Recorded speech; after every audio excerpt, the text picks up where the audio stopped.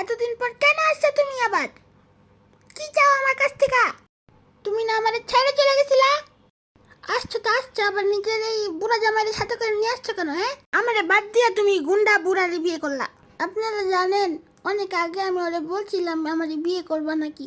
তারপরে বলছিল আমি নাকি ওর ছেলের বয়সী, তাই আমারে বিয়ে করবে না। এইটা দিয়ে একটা গান মনে এসে পড়লো।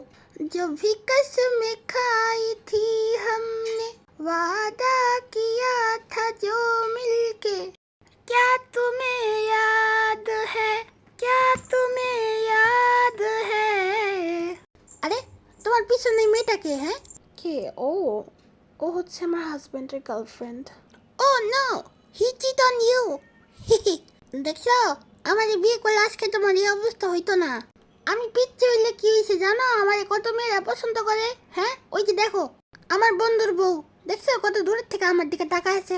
হ্যালো ভাবি ডার্লিং, কেমন আছো? কিন্তু তোমার জামাই গার্লফ্রেন্ডটাও কিন্তু সুন্দর আছে।